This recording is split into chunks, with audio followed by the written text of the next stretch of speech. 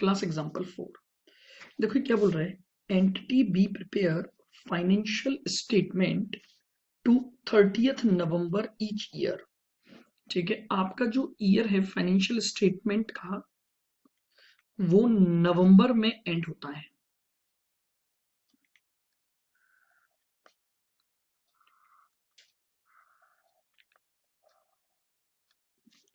On 1 दिसंबर 12।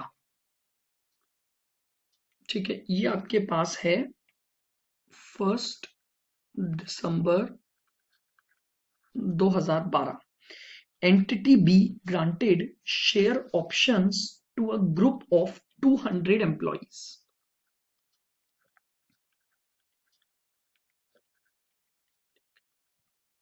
आपने 200 employees को एक शेयर ऑप्शन दिया है।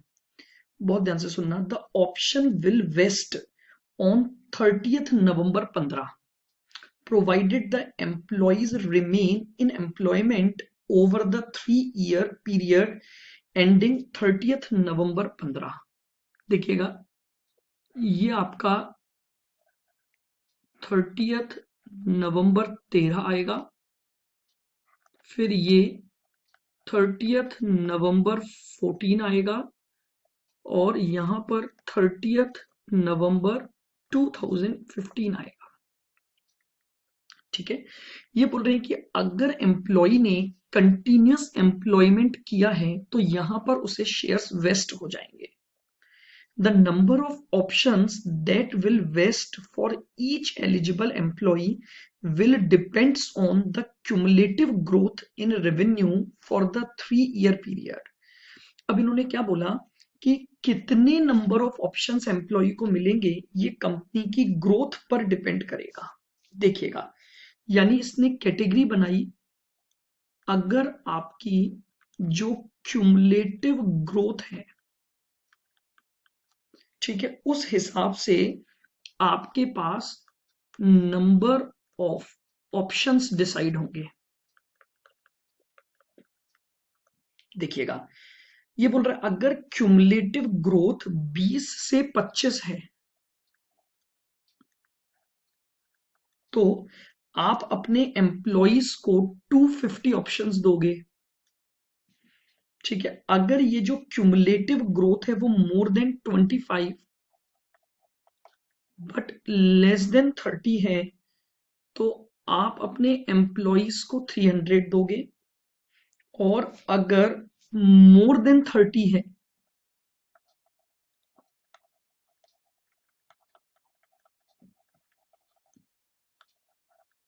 अगर मोर देन 30 है तो आप अपने एम्प्लॉइज को 350 ऑप्शंस दोगे। The directors of entity B made the following estimates regarding the vesting condition at relevant date। आपको relevant date पर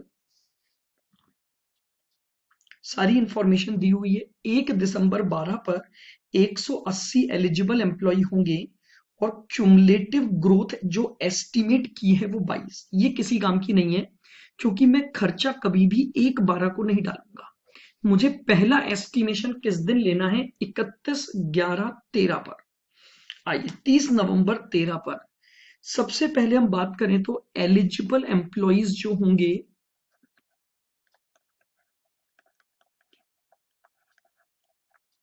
एलिजिबल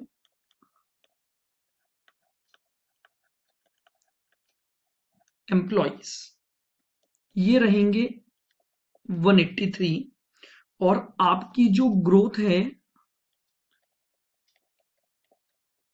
वो रहेगी 24%। क्लियर? बिल्कुल। फिर इधर आते हैं,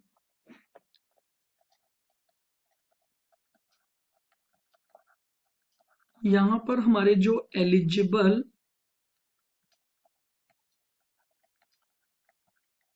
एम्प्लॉइज होंगे वो रहेंगे 185 और जो ग्रोथ हमने अज्यूम की है, एस्टिमेट की है, वो रहने की उम्मीद है 28%। ठीक है, फिर यहां पर आपके एलिजिबल एम्प्लॉइज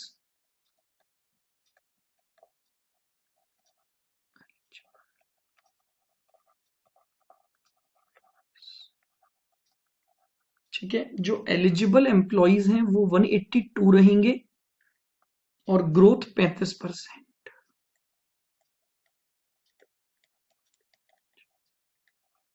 ये आपको सारा डेटा दिया हुआ है। ठीक है, fair value of share option, यहां पर आपको फेयर वैल्यू दी हुई है $3.60। ये आपको फेयर वैल्यू ऑफ ऑप्शन उसने प्रोवाइड की है। क्वेश्चन क्या पूछा है, how the expenses would be recorded. आपको ये बताना है कि एक्सपेंसेस कैसे रिकॉग्नाइज किए जाएंगे। ठीक है, तो मैंने आपको क्या रूल बताया कि एक्सपेंसेस ईयर एंड पर रिकॉर्ड किए जाते हैं। तो सबसे पहला एक्सपेंस कब रिकॉर्ड किया जाएगा, 31/11/2013 पर। ये डायग्राम बना लेंगे सभी जने।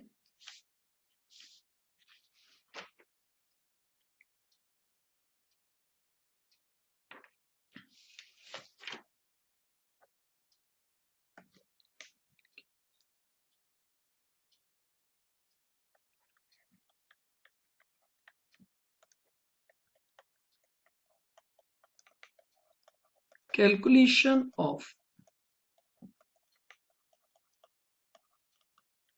expenses to be recognized।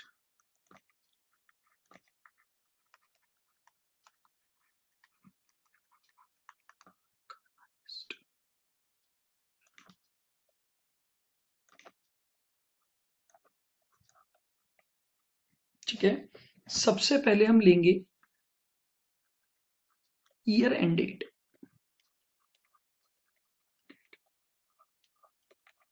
30/11/2013 पर। 30/11/2013 देखिएगा, हमने एस्टिमेट किया है कि जो एलिजिबल एम्प्लॉय होंगे वो 183 रहेंगे, यानी हमें 183 एम्प्लॉयज को ऑप्शन देना पड़ेगा। ग्रोथ चॉइस होने की वजह से हर एम्प्लॉय को हम 250 शेयर्स का ऑप्शन देंगे। तो यानी खर्चा बुक करेंगे, देखिएगा 183 एम्प्लॉयज इनटू चॉइस परसेंट होने की वजह से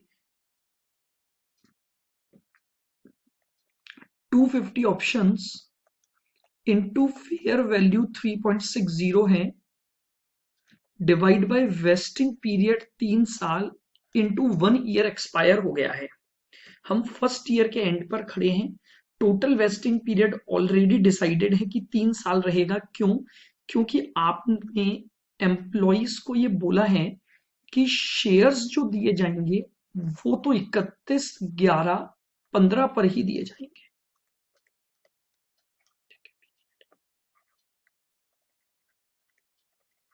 आपका जो पीरियड है वो तो 3 इयर्स ही रहेगा। ठीक है, कंडीशन इसके साथ साथ आपके पास नंबर ऑफ ऑप्शंस को लेकर के रखी गई है। बताइए कितना खर्चा आएगा। 183 employees into 250 into 3.6 divide by 3, 54,900। 54,900।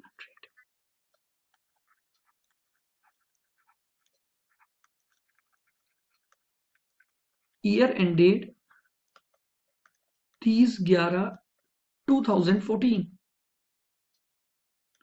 Next year पर हमारे एलिजिबल एम्प्लॉइज हैं 185 इंटू, अब हमारी एस्टिमेटेड अर्निंग्स कितनी उम्मीद है होने की, 28। अगर ये 28 गई तो 25 से 30 के बीच में आएगी। तो हर एम्प्लॉय को 300 ऑप्शन दिए जाएंगे। तो यानी इंटू 300 ऑप्शंस इंटू 3.60 की फेयर वैल्यू डिवाइड बाय 3 और इंटू 2 साल एक्सपायर हो चुके हैं। तो 185 into 300 into 3.6 divide by 3 into 2, total आ गया 133,200। यानी सेकंड ईयर के अंत तक इतना खर्चा बुक हो जाना चाहिए। अब इसमें से लेस कर दो एक्सपेंसेस ऑलरेडी रिकॉग्नाइज्ड,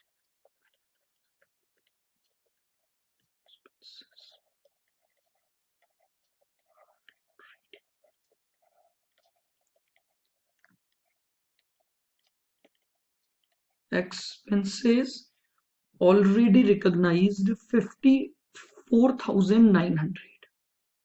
तो लीजिए एक्सपेंसेस ऑफ करंट ईयर आ जाएगा, current year minus 78,300।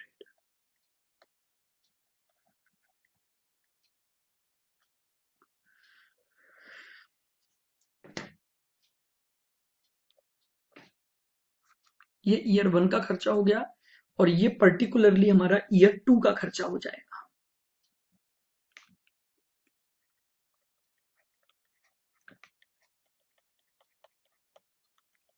Year ended 30/11/2015। Last year में हमारे जो एलिजिबल एम्प्लॉइज हैं वो 182 हैं, इनटू आपकी जो ग्रोथ है वो 35% रिकॉर्ड हुई है, तो यानी आप 350 ऑप्शंस दोगे, क्योंकि आपके पास अगर ग्रोथ 35% है तो ये देखिएगा डायग्राम पर 35% मोर देन 30 पर आ रही है, तो हर एक एम्प्लॉय को हम 350 शेयर्स दे देंगे, इनटू फेयर वैल्यू 3.60 रहेगी, डिवाइड बाय 3 इंटू 3। तो ये आपका टोटल खर्चा हो गया जो ईयर 3 तक बुक होना चाहिए था, 182 इंटू 350 इंटू 3.6, 229,320।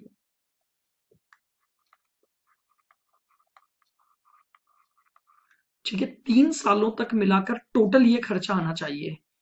इसमें से एक्सपेंसेस ऑलरेडी रिकॉग्नाइज्ड,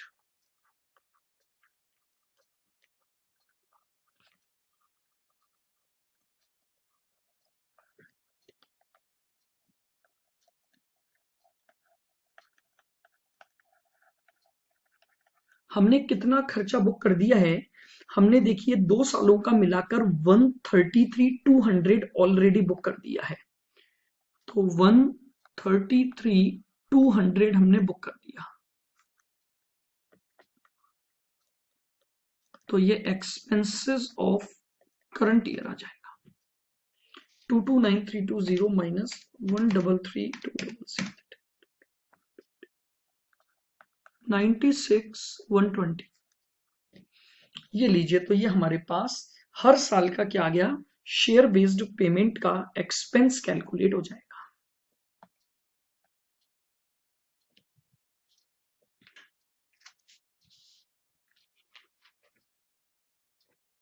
क्लियर है बिल्कुल?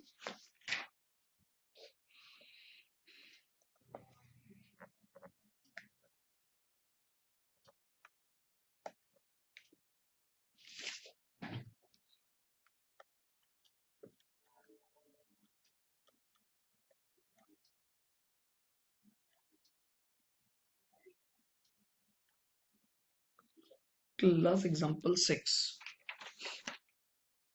देखिए क्या बोल रहा है, ABL limited grant share options to each of its 200 employees working in the sales department on 1st January 2000 X2। लीजिए,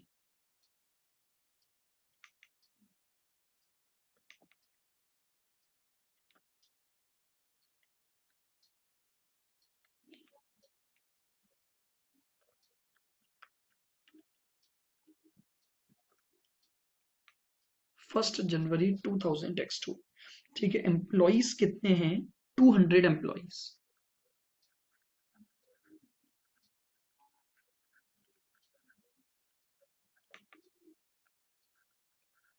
ठीक है, the share options will vest on 31st December 2004, यानी देखिएगा,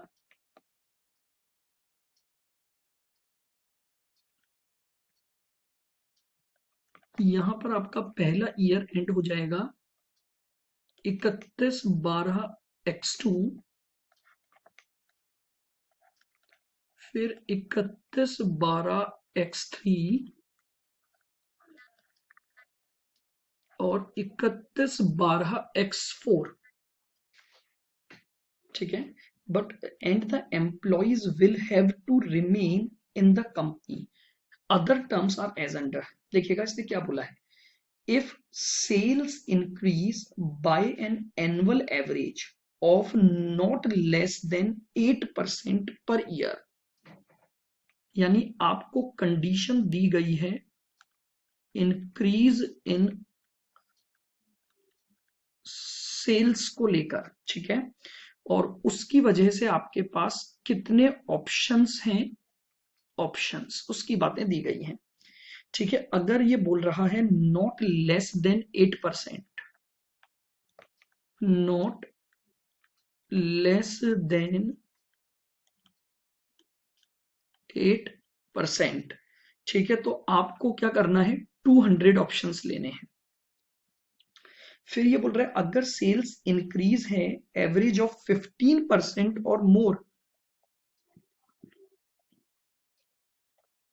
15% और मोर, तो आपके पास 300 ऑप्शंस रहेंगे।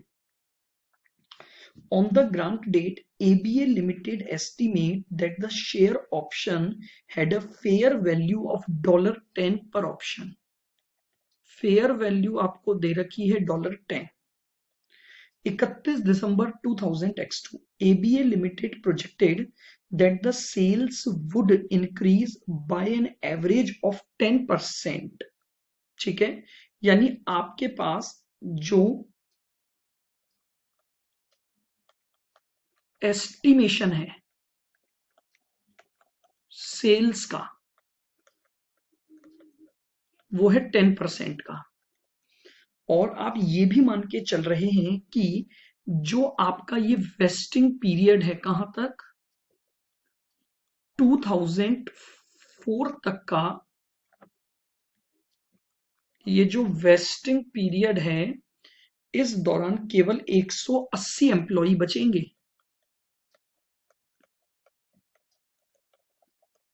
जो एम्प्लॉयज होंगे वो रहेंगे 180। आगे बढ़ते हैं। During 2000X3 the sales increased sharply and ABA limited now estimate कि जो सेल्स का इंक्रीज होगा वो 16% होगा।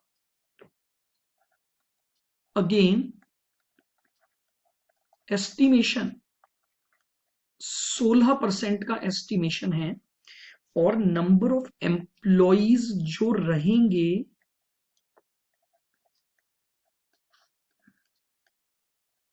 लीजिए, नंबर ऑफ एम्प्लॉइज जो कंडीशन पूरी करेंगे वो होंगे 170। फिर उसके बाद शार्पली फिर इंक्रीज है, और एक्चुअली में आपने जो अचीव किया वो 18% है,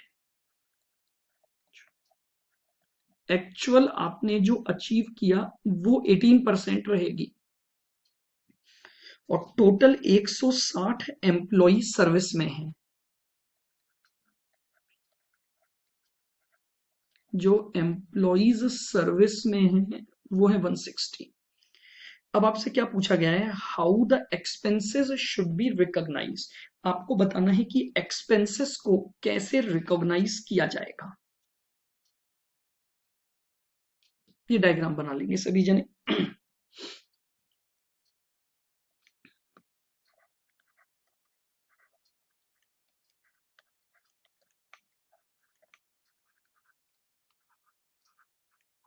पीरियड है 3 इयर्स का।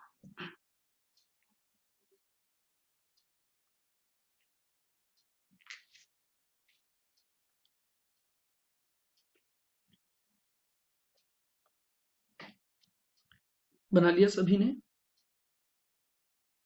चलिएगा तो आगे बढ़ते हैं।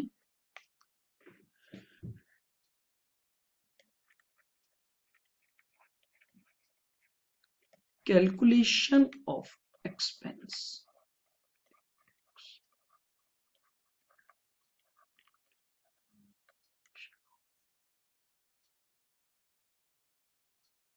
Expense 2000 x2। देखिएगा नंबर ऑफ एम्प्लॉइज हैं 180, सेल्स 10% है, तो 10% जो है वो किस में आ गई,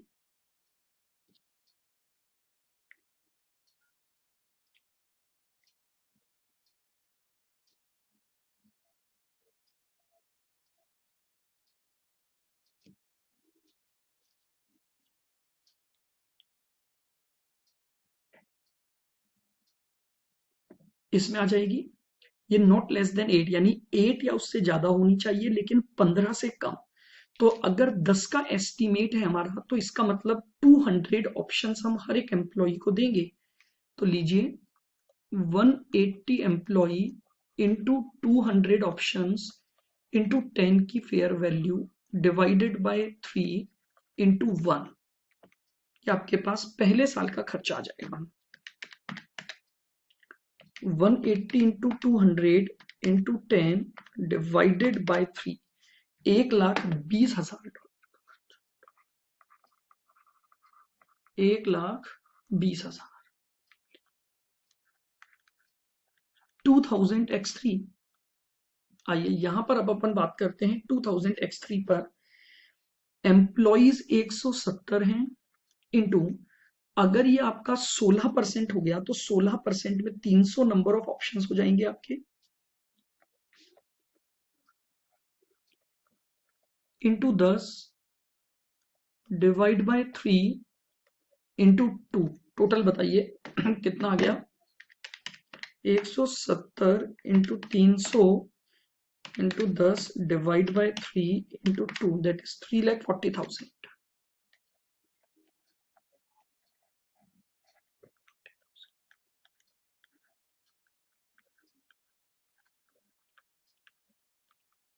expenses already recognized,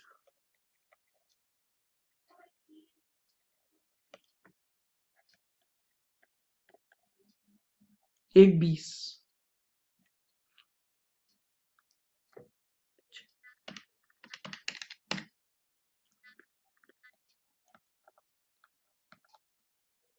डॉलर 2,20,000, ये हमारा 2003 का खर्चा आ जाएगा।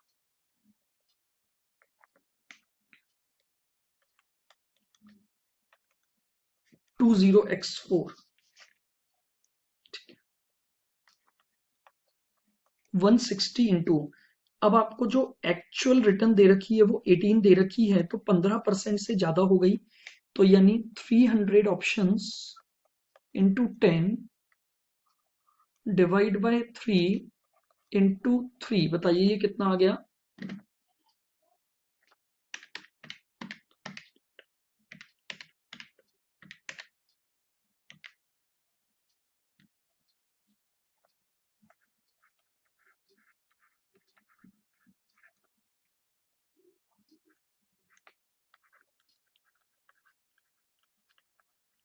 expenses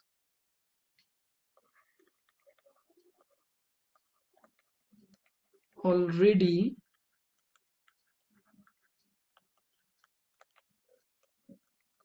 recognized। अब आपने पहले जो खर्चे ऑलरेडी रिकॉग्नाइज कर लिए हैं वो है 340, तो इसमें से अपन माइनस कर देंगे 3,40,000। बताइए कितना आ गया, 480 माइनस 340 यानी डॉलर 1,40,000। ये हमारे पास 2000 x4 का खर्चा हो गया। तो ये हमारे पास तीनों सालों के एक्सपेंसेस आ जाएंगे, 120, 220 और 1,40,000। क्लियर बिल्कुल।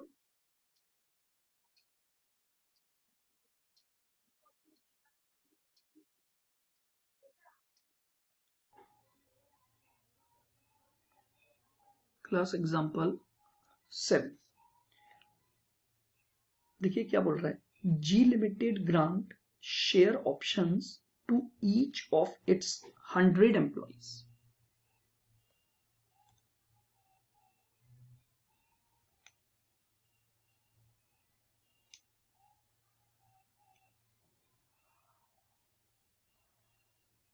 ठीक है, ये हमारे पास है बिगिनिंग ऑफ ईयर 1,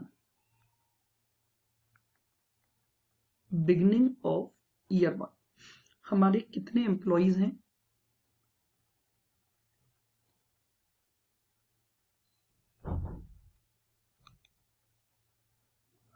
एम्प्लॉइज हैं 100।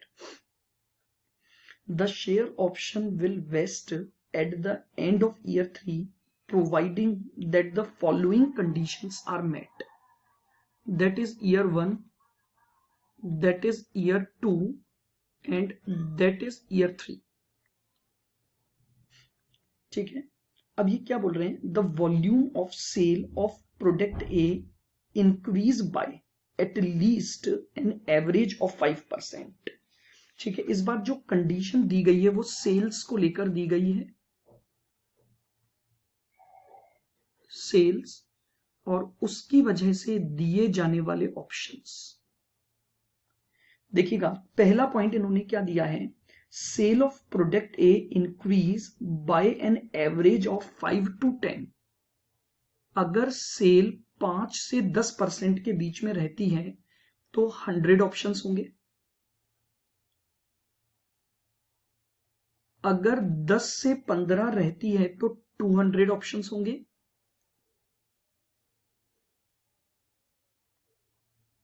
और अगर मोर देन 15 है तो 300 ऑप्शंस।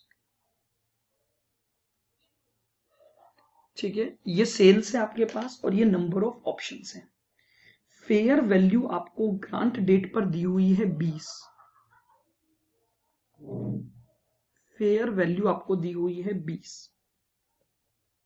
ठीक है, अब हम आते हैं सबसे पहले ग्रांट डेट की बाद ईयर 1 के एंड पर। अच्छा, ग्रांट डेट पर कितने एम्प्लॉय कंडीशन को पूरा करेंगे, कितने वेस्ट होंगे, इससे हमें कोई मतलब नहीं है। हमारा जो पहला एस्टिमेशन होगा वो ईयर 1 के एंड पर जाकर होगा। आइए, ईयर 1 में उसने क्या बोला है? लेफ्ट 7 एम्प्लॉय काम छोड़कर चले गए। अब उसने क्या बोला है सुनना, total 20 employees expected to leave by the end of year 3। यानी आपका एक्सपेक्टेशन है कि 3 साल के इस पीरियड के दौरान टोटल मिलाकर 20 एम्प्लॉय जो हैं वो काम छोड़कर जाएंगे। ठीक है, 7 चले गए तो what will be the estimate for the future, कि यानी विल लीव 13,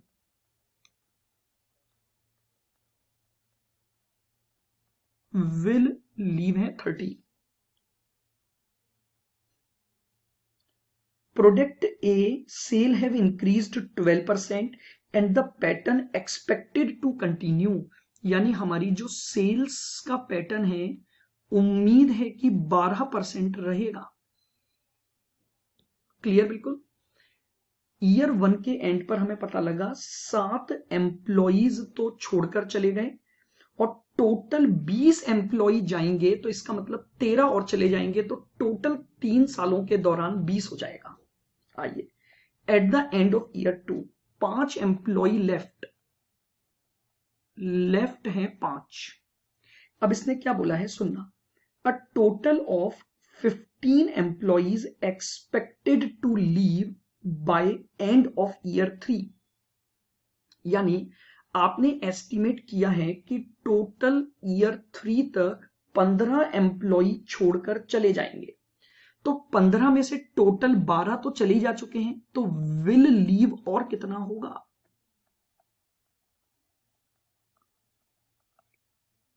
3 एम्प्लॉय और काम छोड़कर जाएंगे। ठीक है, अब आपने एस्टिमेट किया है कि 18% सेल का इंक्रीज रहेगा और यही आपका कंटिन्यू रहेगा, पैटर्न फ्यूचर में कंटिन्यू रहेगा 18%।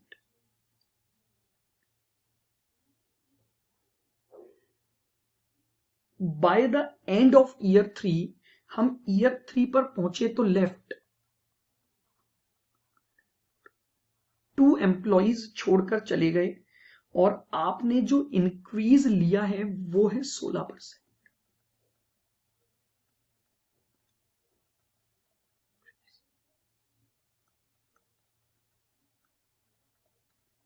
Increase in sales 16%।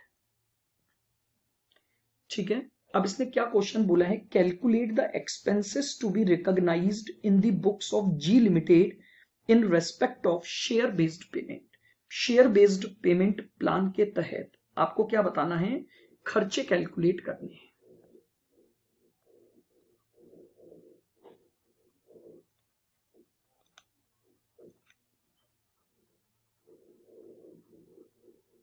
चलिए करें स्टार्ट।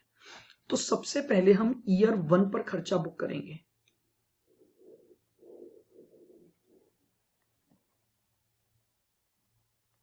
कैलकुलेशन ऑफ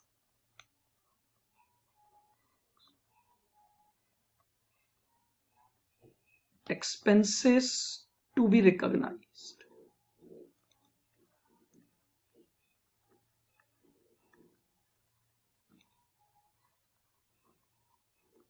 expenses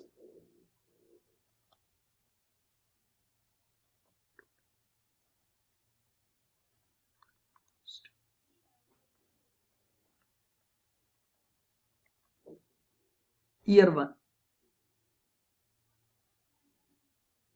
देखिएगा ईयर 1 में हमारे पास टोटल जो एम्प्लॉइज थे वो कितने थे, 100 -7 छोड़कर चले गए और 13 और जाएंगे। क्लियर बिल्कुल। इनटू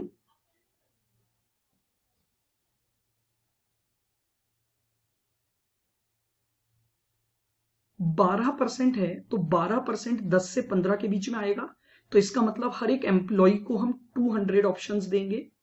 तो into 200 options into fair value कितनी है आपकी, 20 रुपए की आपकी फेयर वैल्यू है।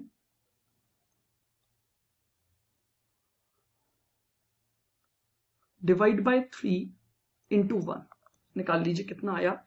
ये आपका पहले साल का खर्चा 100 - 20 into 200 into 20 divide by 3 106,667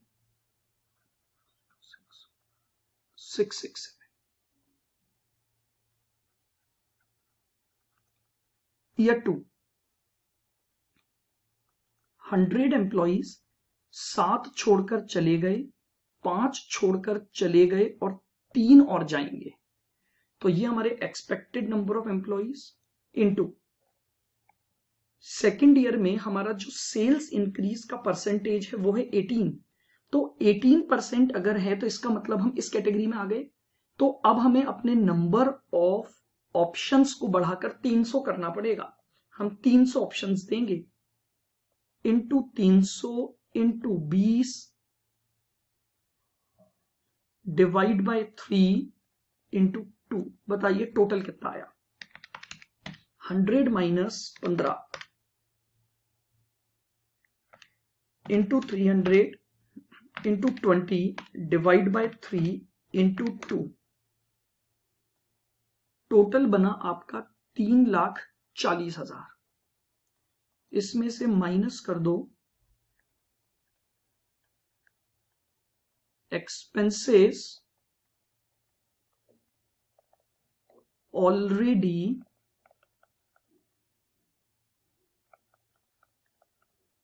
recognised 667। तो बताइए सेकेंड ईयर का खर्चा कितना आ गया, 106,667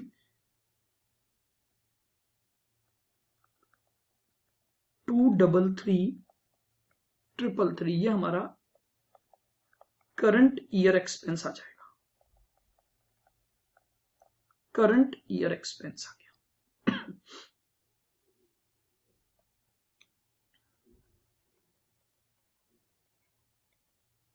ईयर 3, ईयर 3 में देखिए टोटल 100 थे, 7 पहले साल गए, 5 दूसरे साल और 2 तीसरे साल इनटू आपका जो एवरेज आया है इंक्रीज का वो 100% है। तो इसका मतलब आज चूंकि वेस्टिंग पीरियड का लास्ट ईयर है तो आपको 300 ऑप्शन पर एम्प्लॉय देने पड़ेंगे। तो into 300 into 20 divide by 3 into 3, 114 into 300 into 20, ये आ गया 5,16,000।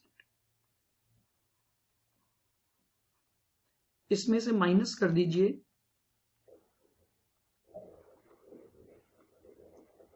एक्सपेंसेस ऑलरेडी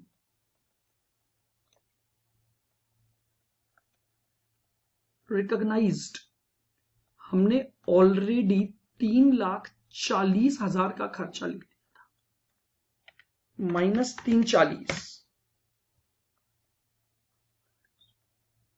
176 तीसरे साल का खर्चा आ गया। ये लीजिए, ये हमने तीनों साल के क्या निकाल लिए, अपने एक्सपेंस कैलकुलेट कर लिए। ये फर्स्ट ईयर का खर्चा, ये सेकेंड ईयर का खर्चा, और ये हमारे पास आ गया थर्ड ईयर का खर्चा।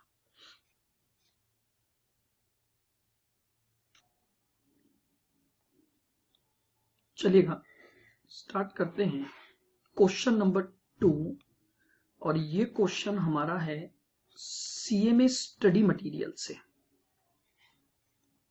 बिल्कुल ध्यान से क्वेश्चन को समझते हैं। At the beginning of year 1, चलिए तो सबसे पहले हम इन बातों को डायग्राम पर रखेंगे। ठीक है, ये हमारे पास है beginning of year 1, grant 200 shares each to 400 employees. आपने जो शेयर्स देने की बात की है वो 200 होंगे, और जो एम्प्लॉइज हैं वो 400 रहेंगे आपके।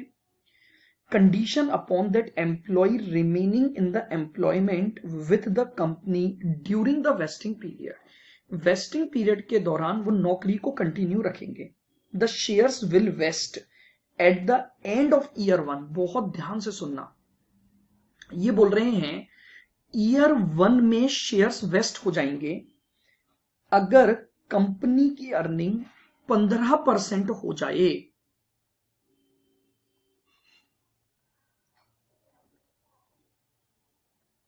इफ अर्निंग 15%, बहुत ध्यान से सुनना, इस बार जो वेस्ट होने की कंडीशन है वो ईयर वाइज है, यानी पहले साल भी हम शेयर्स दे सकते हैं अगर कंपनी की अर्निंग्स 15% हो जाए। अगर ऐसा नहीं हुआ तो हम ईयर 2 पर जाएंगे, और अगर आपकी जो अर्निंग्स है उसका एवरेज अगर 12% हो जाता है तो हम आपको शेयर्स सेकेंड ईयर में दे देंगे। और फिर एक बार और आपको मौका मिलेगा ईयर 3 का, यानी अगर आपकी 2 सालों में भी आपको शेयर्स नहीं मिल पाते हैं तो फिर हम देखेंगे ईयर 3 पर, और अगर एवरेज जो है वो 10% आ जाए तो हम आपको ईयर 3 पर क्या दे देंगे, शेयर्स दे देंगे। क्लियर है बिल्कुल। और फेयर वैल्यू आपको दी हुई है 40 रुपए पर शेयर। नाउ आपको इस बार जो कंडीशन है वो थोड़ा सा डिफरेंट दी गई है। कंडीशन वापस से समझना, कंपनी बोल रही है हम आपको शेयर्स फर्स्ट ईयर में ही दे देंगे अगर कंपनी की अर्निंग्स 15% होती है तो। ऐसा नहीं हुआ तो फिर हम सेकेंड ईयर में शेयर्स दे देंगे अगर एवरेज 12% की अर्निंग्स हो जाए। और एट लास्ट अगर फिर भी ऐसा नहीं हुआ तो हम तीसरे साल भी आपको शेयर्स दे सकते हैं अगर आपका जो एवरेज है वो 10% हो जाए। आइएगा, अब ये ईयर 1 का एंड है, ये ईयर 2 का एंड है, और ये ईयर 3 का एंड है। सुनना, ईयर 1 में एंटिटी की जो अर्निंग्स थी वो 13% बढ़ी है। अर्निंग्स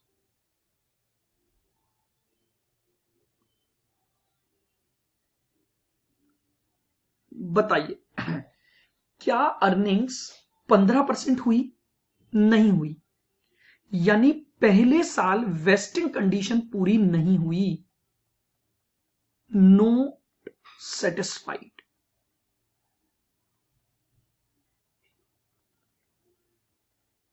बहुत ध्यान से इस बात को समझना। पहले साल आपकी जो अर्निंग्स है वो 13% आई, इसका मतलब कंडीशन सेटिस्फाइड नहीं हुई।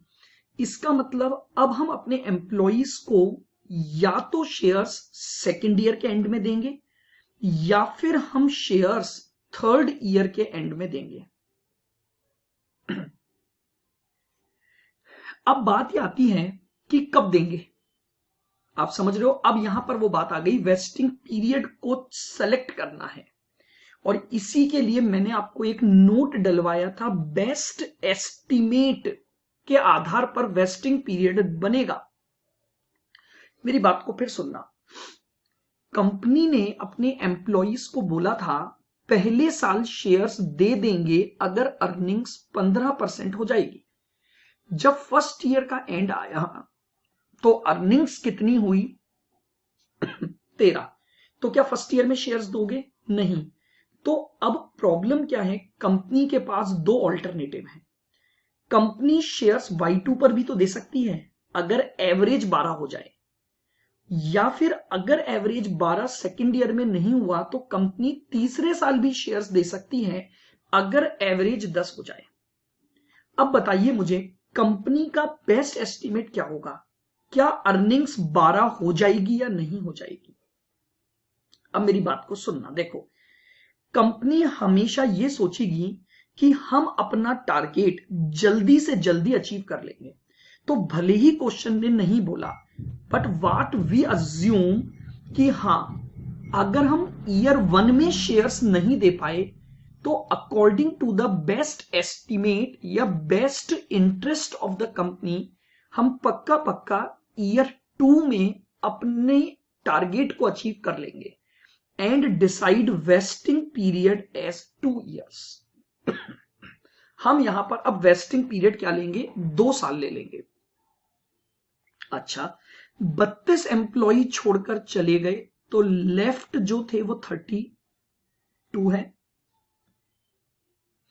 And entity expect further 30 employees to leave during the year 2।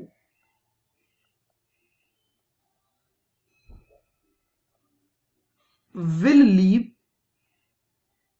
32। बोलिए मेरी बात अब समझ में आ गई है? ये V2 क्यों लिया? According to the best interest of the company कि फर्स्ट ईयर में तो हम टारगेट अचीव नहीं कर पाए, अब हम टारगेट को यहां भी अचीव कर सकते हैं और यहां भी। तो कंपनी ये सोचेगी कि यार टारगेट तो जल्दी से जल्दी अचीव हो जाएगा, तो कंपनी ने डिसाइड सोचा कि हम टारगेट ईयर 2 में डिसाइड कर लेंगे, तो इसलिए हमारा जो वेस्टिंग पीरियड है वो V2 रहेगा। आइए, बाय द 2 अर्निंग्स जो है वो केवल 11% आई। अर्निंग्स जो आई वो 11% आई है, ठीक है। अच्छा, एवरेज जो है वो 12 मोर देन 12 है, यहां ध्यान रखना, ठीक है। और ये भी मोर देन है, एग्जैक्ट नहीं है, कंडीशन में क्लियर लिखा हुआ है मोर देन एवरेज 12 जाना चाहिए, मोर देन एवरेज 10 जाना चाहिए। सेकेंड ईयर में आते हैं। सेकेंड ईयर में आपकी अर्निंग्स हैं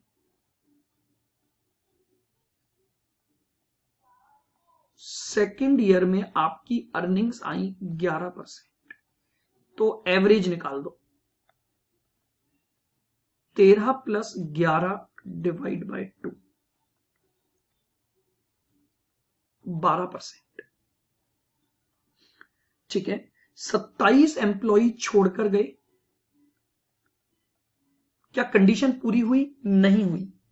मोर देन 12 होना चाहिए था, जबकि एवरेज कितना आ रहा है? 12 आ रहा है। तो अगर एवरेज 12 आ रहा है तो अब हम यहां भी शेयर नहीं देंगे। अब वापस से कंपनी का बेस्ट इंटरेस्ट, तो अब कंपनी क्या सोचेगी कि यहां अगर कंडीशन सेटिस्फाई नहीं हुई है अगर यहां कंडीशन सेटिस्फाई नहीं हुई है तो पक्का पक्का V3 पर तो हो ही जाएगी। तो now the vesting period revised as V3।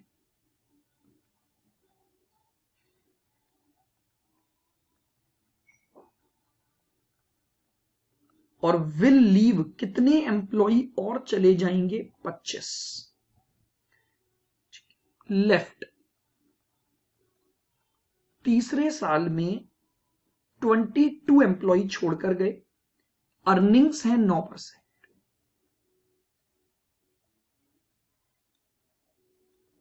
Earnings आपने कमाई 9%, एवरेज निकाल दो। 13 + 11 + 9 डिवाइड बाय 3। 13 + 11 + 9 डिवाइड बाय 3, तो ये एवरेज 11% आ गया, which is more than 10, which is more than 10। तो इसका मतलब सेटिस्फाइड।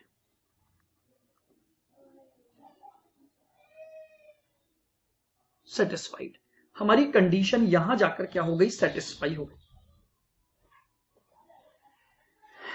बताओ, क्लियर है बिल्कुल ये डायग्राम? आप देख ले आराम से। तो मेरे हिसाब से अब आपको इस क्वेश्चन का डायग्राम बिल्कुल क्लियर हो गया होगा, किस तरह से हमने कंपनी के बेस्ट एस्टिमेट पर सोचा है। चलिए अब हम एक्सपेंस कैलकुलेट करते हैं।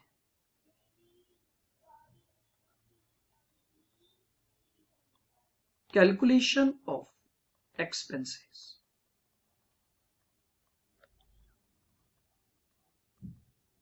Calculation of expense.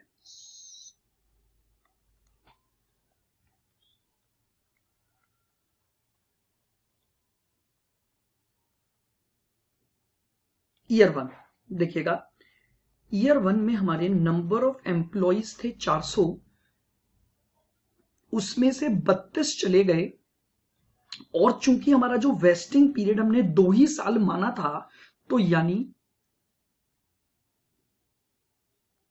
30 और छोड़कर जाएंगे।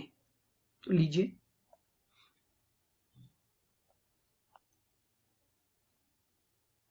$400 में से माइनस कर दो 32, माइनस कर देंगे 30।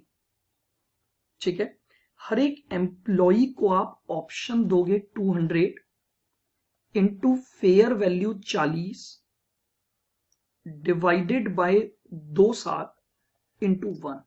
क्योंकि हमने इनिशियली यही सोचा था कि 2 साल में ही हम अपने एम्प्लॉयज को शेयर्स दे देंगे। तो 400 minus 32 minus 30 into 200 into 40 divide by 2, 13,52,000 आ जाएगा। ईयर 2,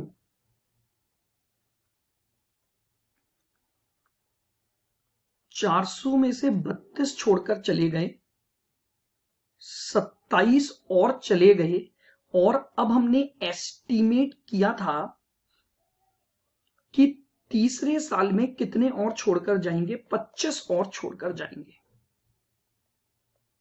तो 32 पहले साल चले गए, 27 दूसरे साल चले गए, और 25 तीसरे साल जाएंगे। इंटू 200 ऑप्शंस इंटू 40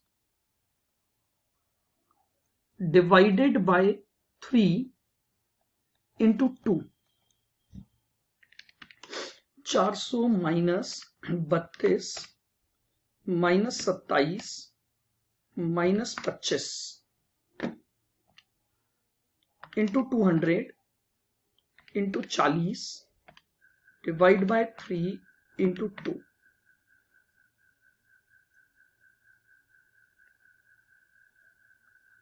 1685,333 आ गया। इसमें से माइनस करेंगे एक्सपेंसेस ऑलरेडी रिकॉग्नाइज्ड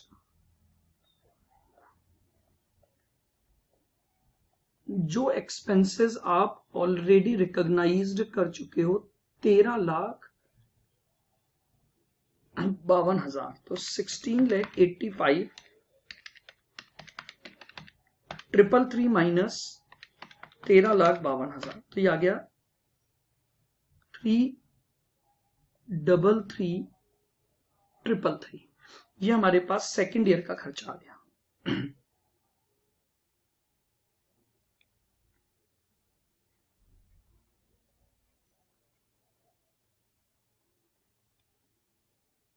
अब ईयर 3 का खर्चा निकालेंगे, तो देखिएगा 32 गए, 27 गए और 22 गए। 400 में से 32 पहले साल गए, 27 दूसरे साल गए और 22 तीसरे साल गए। ये आपके actual number of employees into हर को 200 ऑप्शंस इनटू 40 की फेयर वैल्यू डिवाइड बाय 3 और into 3। 400 minus 32 minus 27 minus 22 into 200 और इंटू 40, 25,52,000।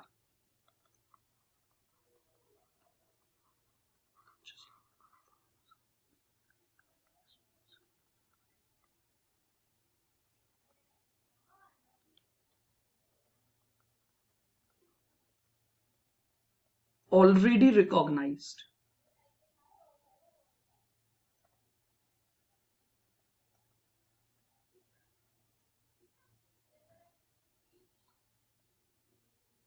$16,85,333।